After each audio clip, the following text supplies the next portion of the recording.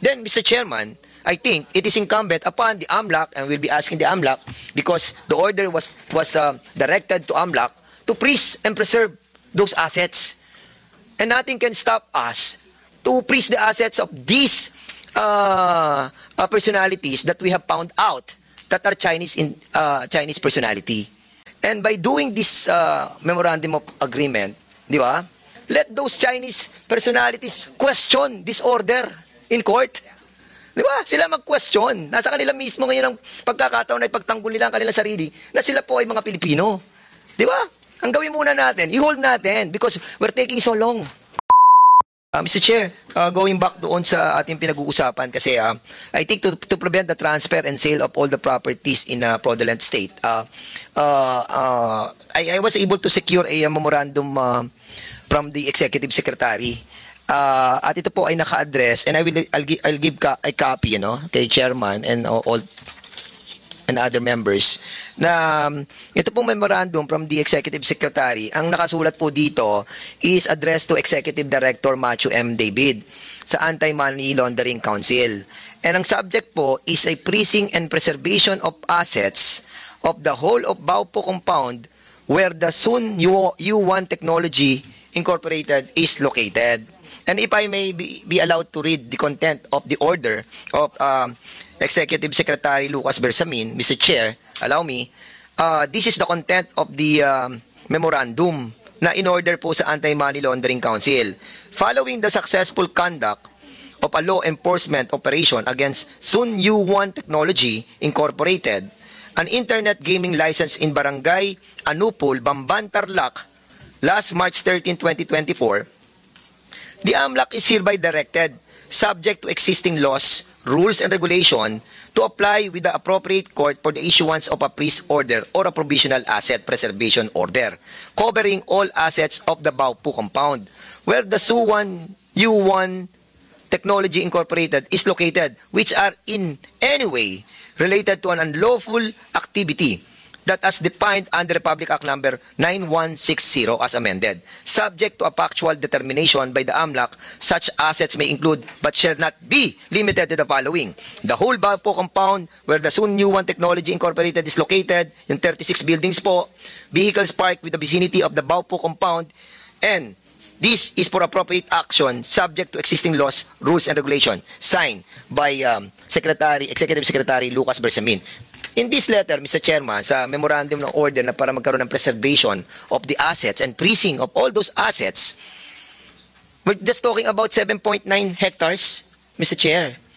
At dito sa pinag-uusapan natin, dito pa lamang sa nababasa ko na documents that were submitted to this committee, and Mr. Chairman, meron na tayong 300 titles dito na pinag-uusapan. Titles yun, ha? Hindi po hectares. Kanina, si Assessor sinabi 51 hectares. Wala pang Mexico 999, wala pang, Mexico 999 po yun. Wala pang Empire 999. Pag tinitingnan ko po dito, napakadaming mga lupa at hektarya. Then, Mr. Chairman, I think it is incumbent upon the AMLAC, and we'll be asking the AMLAC, because the order was directed to AMLAC to freeze and preserve those assets.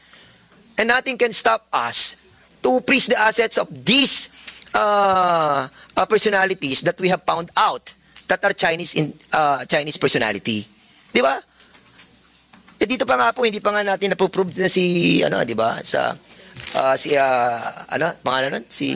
Alice Go, di ba? Pero, na-take over na po nila yung Bamban. And I think, in accordance with this order that was executed by Executive Secretary Lucas Bersamin, we can do the same. So I'll be asking the AMLAC. AMLAC, sinang sinasabi dito sa order na naka-address kay Director Matthew M. David, di ba? Such assets may include but shall not limited to the following. And it was somehow proven that Alice Go, ay Chinese national, and the same thing with us, that we have proven that those personalities, ID Yang, sila Willie Ong, the other personalities that was mentioned here, sila Jackie Tai Yang. So, somehow, can we have the same kind of order pertaining to the freezing and preserving all those assets, no?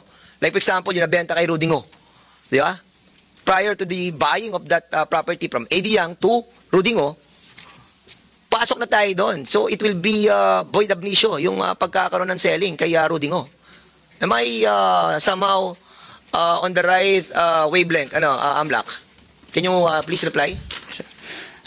Mr. Chair, we understand the necessity of really preserving these assets, but to further give context on the instruction memorandum of the Executive Secretary, it cited the powers of the AMLAC under Republic Act number 9160, and in fact, it says that the order to freeze, we should prove that those properties are in any way related to unlawful activity.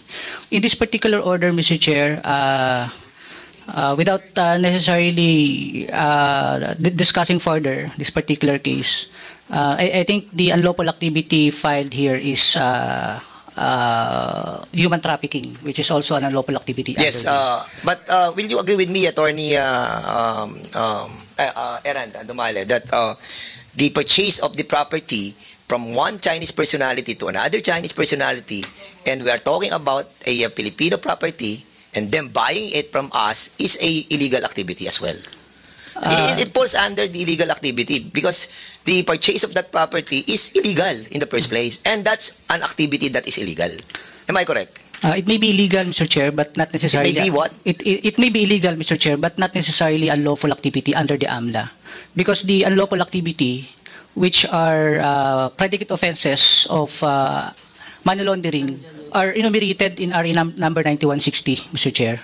And this buying of property is not included on those enumerated under the AMLAC? Unfortunately, Mr. Chair, it's not among the unlawful activities listed. Oh, my. So, Mr. Chairman, and that's, well, precisely that's the reason why we are having a hearing like this, for us to find out what are the laws that are going to be amended.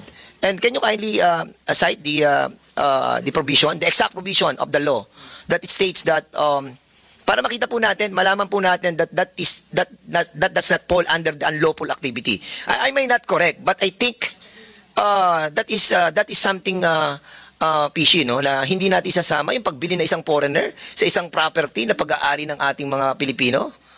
I think that is unlawful. Di ba?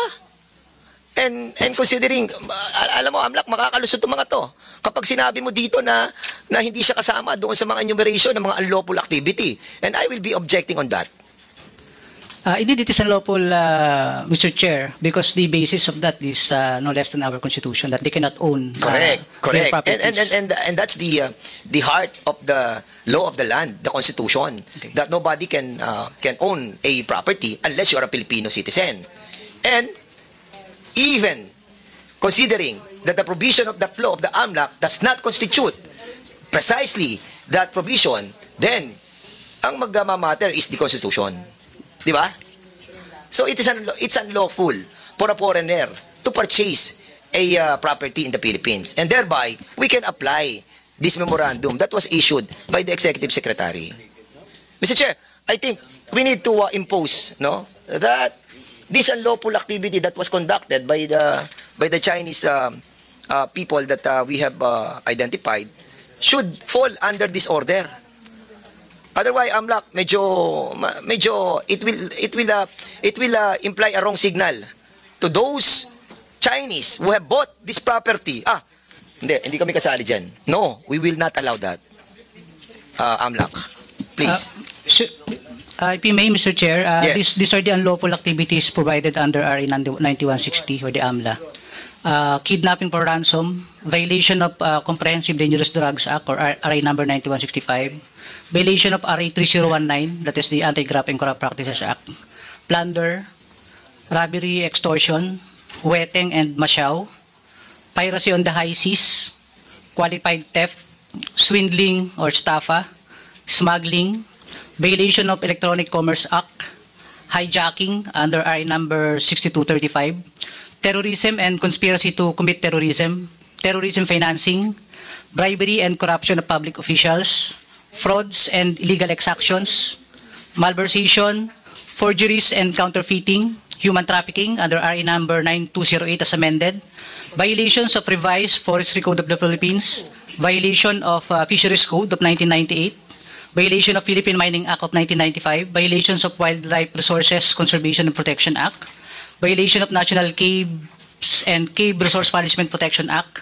carnapping, illegal possession, manufacture, dealing in acquisition or disposition of firearms, ammunition, or explosives, violations of anti-fencing law, illegal recruitment under RE number 804 as amended, violations of the Intellectual Property Code of the Philippines, violations of Anti-Photo and Voyeurism Act of 2009, child pornography under RE number 9775, child abuse under RE number 7610, violations of the Securities Regulations Code, the Strategic Management Act, certain violations of the National Internal Revenue Code, and felonies or offenses of similar nature that are punishable under the penal laws of the Philippines. Attorney Bong, doon sa 13 and 14 nagpo-fall na yan, falsification because they have falsified all the documents, and also the number 14 which is a filing in the Security and Exchange Commission because nagkaroon ng fraud doon sa kanilang representation being a Chinese national pretending to be Filipinos, thereby constituting an unlawful activity.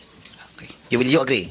Mr. Chair, the fraud which is being mentioned here is actually violation of Article 315 of the Penal Code or the fraud or Estafa. estafa. Yes, Mr. Chair. Same. Yes, because I think you want to interject. I think doon lang sa falsification because they have falsified no. Ang nakalagay naman doon falsification of public documents, di ba? Di ba? Attorney? I think it's not falsification of public documents, Mr. Chair. Ano yun?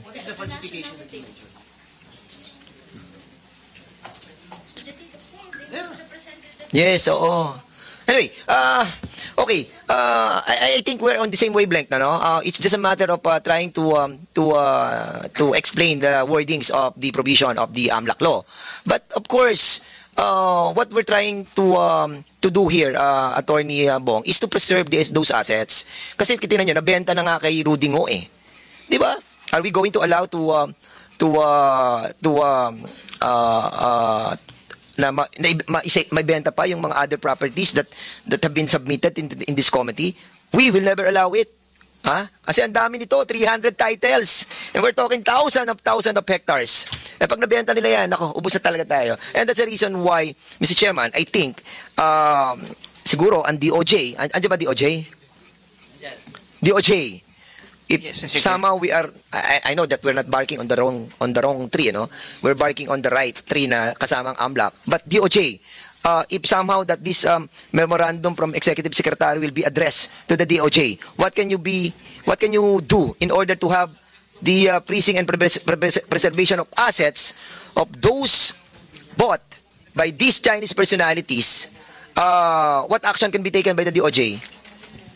Mr. Chair, I think the department can, by itself, Mr. Chair, in terms of preservation of assets, we do not have an authority in that regard, and so if it's addressed to the department, we can work with the AMLAC, for Can you example. kindly, DOJ, no, kung sinasabi mo na wala kayong authority. Pero the Executive Secretary already executed this memorandum. Can you kindly tell your boss, si Secretary Boying, to coordinate with the Executive Secretary and also for the committee, Mr. Chairman, can we write the DOJ to have a coordination with the Executive Secretary because they issued this and we are talking about not a 7.9 hectares Banban area, we are not talking about Porac compound, but we are talking about a lot of properties in Mexico, in San Simon, that entails thousands of hectares. And that's the reason why we need to have the same kind of order coming from the Executive Department in order to freeze and preserve those assets, Mr. Chairman. Thank you, Chairman Dan. But before we proceed, let me acknowledge the presence of Yazum, Representative Arnan Panaligan, representing 1st District of Oriental Mindoro. Thank you for attending the hearing, sir. Now, I will also like to announce that certain Daisy Quiros, which has been issued a while ago, a show cause order is now present. No? Pakiupo lang, ma'am. Then I will ask you mamaya na lang po. Balikan pa na namin. Tapos dapat kami kay Idiyang eh. Pababalikan ka namin. Kay Idiyang pa rin pala. Anyway, Chairman Dan, and all the members of this committee, I do understand, no? I do understand the position of the AMLAC. But of course, DOJ and AMLAC has no authority with regards to this because this is a memorandum executive order issued by the ES, no, only for the subject is the freezing and preservation of assets of the whole Baofu compound. So if ever the ES will issue another executive order, it's a different EO. No, this EO pertains only to Baofu. Now, AMLAC, ako, tingin ko, yung number 13 and 14, kanina you mentioned, falls on this. And the ES, as mentioned by Chairman Acop on the side, tama po, napaka-safe po yung ES dito. No? Kasi, based pa rin, AMLAC is hereby directed subject to existing laws. And that law was mentioned by AMLAC, no? Yung mandate nyo. Rules and regulations to apply with the appropriate court for the issue, blah, blah, blah, blah, blah, etc., etc. Now, may process pa rin dadaanan to, no? But, of course, siguro, Chairman Dan, and to the members of this committee, we'll just ask the leadership of the House, no? Yes. To represent this committee, asking for the Executive Secretary of Malacanang to issue same EO, directing now AMLAC to freeze, now to process the freezing of all the properties of Eddie Yang and the corporation in which Eddie Yang is involved. Mr. Chair, if I may. Yes. The reason why I mentioned this because I heard that this Baofu compound is now being occupied by the government. Part of this Baofu compound, which they issued a freeze and preservation of assets, nag-occupy na rin ang gobyerno rito. And what I am worried right now is those properties that we are discussing without this freezing and preservation of assets and trying to discuss likely all these different agencies that will hold these properties, parang malayo pa po tayo doon sa objective natin. And by doing this memorandum of agreement, di ba? Let those Chinese personalities question this order in court. Di ba? Sila mag-question. Nasa kanila mismo ngayon ang pagkakataon na ipagtanggol nila ang kanilang sarili na sila po ay mga Pilipino. Di ba? Ang gawin muna natin, i-hold natin because we're taking so long. Pinakausap po natin ang RDO, kinakausap po natin ang ROD, ang DOJ, ang SOJ, ang AMLAC, ang iba-ibang agency just to hold the sale of those properties to others. And we're taking so much of our time. And when this memorandum of Executive Secretary was received by us, sabi ko, this is the opportunity that we've been waiting for. Para hindi na po tayo mahirapan, isulat po natin lahat ng mga title that we have seen that meron po tayong problema, and then let the Executive Department, headed by Executive Secretary Lucas Bersamin, issued a memorandum of agreement. Memorandum of circular. Ilan po, Mr. Chair. Thank you, Chairman. Before I... Umani naman ito ng iba't ibang reaksyon mula sa ating mga netizens. Ayon kay Rhea San Juan, dapat lang yan kasi galing naman yan sa illegal. Mas mabuti pang itulong sa mga mahihirap yan. Pahayag naman ni Jose Santos, kudos Kong Dan, dapat talaga ma-freeze asset nila nang hindi na makapagsimula ulit ng ibang illegal na negosyo. At ito naman ang saloobin mula sa ating kababayan na si Rachel Gomez, dapat ang AMLAC mas lookan pa ang batas para hindi na maisahan. Mga kababayan, feel free to comment below para maglabas ng saloobin sa balitang ito.